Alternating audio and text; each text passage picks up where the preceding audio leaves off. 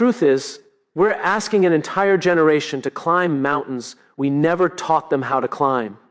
We call them impatient, entitled, distracted, yet we place them in a world wired for speed, comparison, and constant pressure. The millennial question isn't about what's wrong with them, it's about what's missing around them. And if we don't fix the environment, the leadership, and the expectations we've created, we will lose not only their talent, but our future.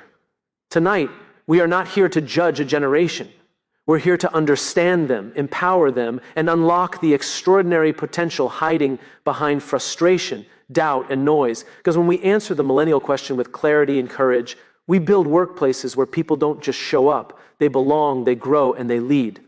The real crisis begins when a generation is raised for speed, but starved of depth, and nowhere is this more visible than in the psychology of modern men.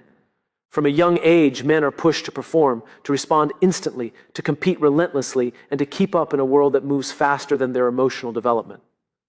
They're applauded for quick results, but rarely guided toward patience, introspection, or the slow, steady work of building inner strength. The environment they grow up in rewards urgency, not understanding. And when boys become men, they carry the weight of expectations they never learned to navigate. The pressure intensifies when women look at men and see the gap between potential and presence. Not because men are unwilling to go deeper, but because they were never taught how. Many women crave emotional connection, stability, and clarity, qualities that require time, reflection, and vulnerability. Yet men are often conditioned to hide the very parts of themselves that foster connection. They respond quickly but feel slowly. They act decisively but process internally. And the world keeps demanding speed from individuals who desperately need depth. The silent struggle grows louder when men try to reconcile how they're expected to feel with how they're expected to act. A man's value is often measured by output, achievement, and resilience, but rarely by self-awareness or emotional maturity. The fast-paced environment tells them to move on, get over it, push through, and stay strong. That message creates men who can sprint through tasks but stumble through emotional landscapes. It's not incapacity, it's underdevelopment. And it's costing them connection, confidence, and clarity. The relational tension becomes clearer when women misinterpret men's silence as disinterest rather than exhaustion, or their hesitation as avoidance instead of overwhelm. Men aren't withdrawing because they don't care. Many are withdrawing because they feel unequipped. They want to be understood, trusted, respected, and valued, but the environment has prepared them for reaction, not reflection. They're running at the speed of survival in a world that requires slow, intentional presence. The deeper issue appears when we realize that what men need from the world is the very thing the world is failing to give: space to grow slowly. Men need environments where they can practice emotional depth without being punished for the time it takes, because without depth, speed becomes nothing more than noise. Approval has become the new currency of identity, and men today are shaped by a constant need for validation that they rarely admit out loud. From early on, men learn that recognition is tied to performance, how strong they appear, how well they compete, how quickly they succeed. The world hands them applause for what they do, not who they are, and slowly they become addicted to the quick hit of external approval. It feels harmless at first, but the loop tightens. Every compliment becomes a reason to keep performing, every silence a threat, every criticism a wound they don't know how to process. The pressure becomes even more complex when women step into the picture with expectations shaped by their own emotional frameworks. Women often seek authenticity, consistency, and presence, but they sometimes don't realize that the man in front of them is filtering every move through the question, will this make me enough? Men aren't chasing approval because they're weak. They're chasing it because they were never shown another way to measure their worth. They grew up in systems where effort is invisible, but outcomes are everything. And when a man believes his value is conditional, the approval of the people closest to him becomes both his fuel and his fear. The emotional strain deepens when men confuse approval with acceptance and mistake attention for connection. Many men become performers in their own relationships, saying what sounds right, doing what looks good, staying agreeable to avoid conflict, and suppressing the very emotions that make them human. They trade honesty for harmony because they think approval keeps them safe. But the truth is, each time they silence their real feelings, they drift further away from themselves. The identity they project becomes a mask, polished on the outside, exhausted underneath. The relational conflict grows when women interpret this approval-chasing behavior as inconsistency or emotional distance. What looks like a lack of commitment is often a fear of disappointing the person whose opinion matters most. Men who seek approval desperately want to be valued, yet they worry that revealing their flaws will cost them that value. They appear confident while quietly battling insecurity. They seem stable while constantly scanning for signs of rejection. The loop rewards the facade and punishes the truth. The deeper problem emerges when a man realizes he's no longer shaping his identity, he's renting it from others. The social feedback loop becomes his compass, guiding him not toward purpose, but toward whatever earns applause the fastest. And in a world built on instant reactions, the need for approval becomes a trap that rewrites who he thinks he is. Impatience reveals itself not as a weakness in men, but as a signal that something deeper has gone unmet for far too long. Men today are raised in environments engineered for instant results, notifications that respond in seconds, goals measured in quick wins, and a culture that celebrates speed over persistence. When everything around a man promises immediacy, the slow and often uncomfortable process of emotional growth feels foreign. Impatience isn't the problem, it's the residue of a world that convinced men that anything worth having should arrive fast, clean, and without friction. The pressure intensifies when women encounter this impatience and misinterpret it as immaturity or a lack of seriousness. Women often need time, communication, and emotional pacing, but men have been conditioned to believe that waiting is a sign of weakness or failure.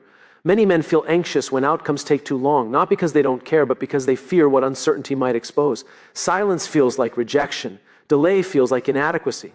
And emotional ambiguity becomes a battlefield they were never trained to navigate. They rush not to avoid commitment, but to avoid the discomfort of feeling unprepared. The emotional urgency grows louder when men confront situations they cannot control. For many, impatience is actually a protective mechanism, an attempt to regain power in moments where they feel vulnerable. When men don't understand their own emotional process, they try to speed through it. They want solutions, clarity, and certainty, not because they're closed off, but because unresolved feelings make them feel lost. Their impatience is an attempt to outrun discomfort, not an indication that they lack depth or desire connection. The relational tension becomes clearer when women expect emotional presence, while men are still trying to stabilize their internal world. Women may see impatience as a sign that he's not invested, while he sees his urgency as proof that he wants to fix things. Men often believe love should remove complexity, not reveal it. So, when conflict arises, they react quickly, hoping speed will restore balance. Yet the very things they rush through, emotions, conversations, moments of vulnerability, are the things that build real strength. The hidden truth emerges when men realize their impatience comes from pressure, not preference. They've been conditioned to feel responsible for outcomes they can't control and to solve emotional challenges they were never taught to understand. The symptom looks like restlessness, frustration, or withdrawal, but beneath it lies a man's unmet need for guidance, space, and the safety to move slowly for once in his life. The real struggle begins when men realize they've spent years chasing numbers that never once made them feel whole. From a young age, men are taught to measure their worth through achievements. Grades, goals, income, milestones, always something quantifiable, always something others can see. Performance becomes the scoreboard for identity. But deep down, every man eventually reaches a point where the metrics stop motivating him and start draining him, because numbers can reward output but never fulfill purpose. The pressure intensifies when women look at men and wonder why success doesn't make them happier. Women often value emotional alignment and meaningful connection, but I sometimes underestimate how deeply men have been conditioned to tie their value to performance. A man who is winning on paper can still feel empty in reality. He's not avoiding purpose, he simply doesn't know how to measure it, because purpose is slow, intangible, and rooted in the kind of vulnerability he was never encouraged to explore. The internal conflict grows when men recognize that metrics give them clarity, while purpose requires uncertainty. Performance is predictable. Set a goal, chase it, cross it off, but meaning demands introspection, patience, and self-awareness. Many men fear stepping into that unknown, not because they lack depth, but because depth has no finish line. Without a clear metric, they feel directionless, even when they're on the right path. That fear pushes them back toward performance, even when it no longer serves them.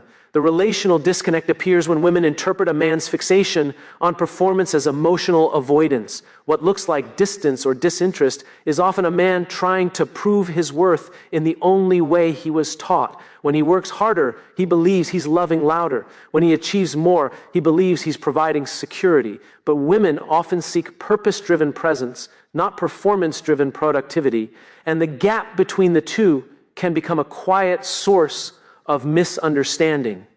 The deeper realization emerges when men discover that purpose doesn't replace performance, it redefines it. When a man knows why he's doing something, the metrics lose their power to control him. He becomes more grounded, more connected, and more aligned because he finally understands that meaning isn't measured by what he produces, but by who he becomes in the process. The real gap in modern culture appears when men are trained to manage tasks but never taught how to lead people. From the earliest stages of life, men are rewarded for efficiency, problem solving, and output.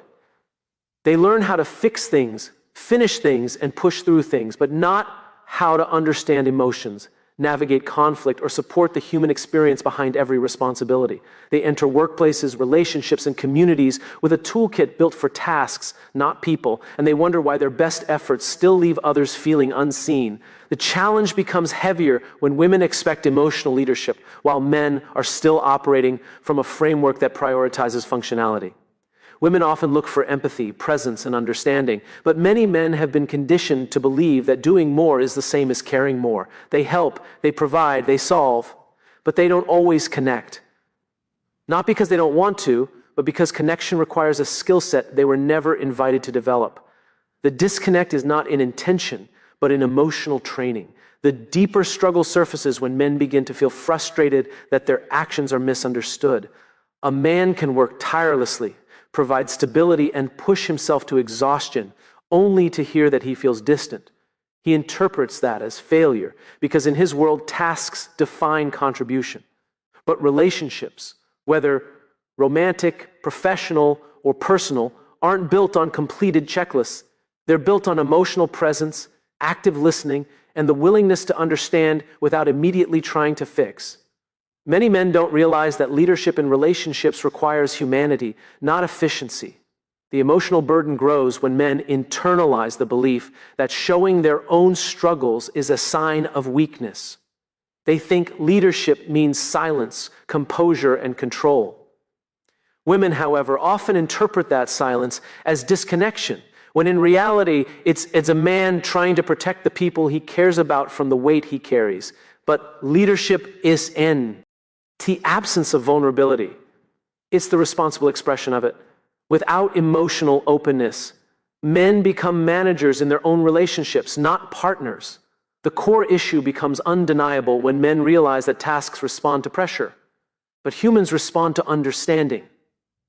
Men try to motivate themselves and others through force, discipline, and productivity, but people thrive through support, trust, and belonging. When men lead only with structure and not with empathy, they create environments where people function but don't flourish. And in the process, they limit their own potential to build deep, meaningful, lasting influence, built not on control but on connection.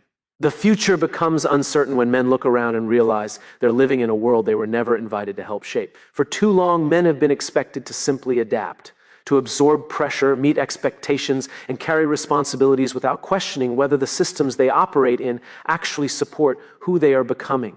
They are told to be strong, yet discouraged from revealing struggle. They are told to lead, yet rarely shown how to lead themselves. And as a result, many men feel like guests in their own future, participating but not belonging, surviving but not thriving. A future worth staying for begins when men are finally allowed to be participants, not just performers. The need for change becomes clearer when women observe the emotional disconnect men wrestle with but often cannot articulate. Women frequently look for emotional availability, communication, and presence, yet many men have been shaped in environments where expressing emotion was treated as a liability. The tension isn't rooted in a lack of desire, it's rooted in conditioning. Men want to show up fully, but they fear that vulnerability will cost them respect. Women want depth, but they sometimes underestimate how deeply men have learned to guard themselves. Building a future, they want to stay for requires creating spaces where men can express emotion without fearing judgment or loss. The transformation begins when men realize that a meaningful future cannot be built on silent endurance. The old model, carry the weight, say nothing, push through, worked long enough to keep them functioning, but not long enough to keep them fulfilled. Men are increasingly discovering that emotional isolation is not strength, it's slow erosion. They want connection, contribution, purpose, and peace. But those things demand conversations they've been conditioned to avoid. When men finally feel safe enough to speak truthfully, they begin to take ownership not just of their roles, but of their identities. The relational shift becomes evident when women understand that men do not resist intimacy. They resist inadequacy. Many men withdraw not because they don't care, but because they fear being exposed is not enough. They fear failing the people they love. They fear disappointing the partner who believes in them. They fear revealing wounds they never had the chance to heal. When women respond with patience, clarity, and encouragement instead of pressure, men begin to relax into vulnerability. They start learning that partnership isn't a test they must pass, but a space where both people grow. The greatest opportunity emerges when men are given permission to rewrite their own definition of success. A future worth staying for is not built on external metrics, but on internal alignment, where purpose replaces pressure, where emotional literacy replaces silence, and where connection replaces performance. Men want to build families, workplaces, and relationships that feel safe, supportive, and genuinely connected. But that requires environments where men don't just contribute, they evolve, express, and belong.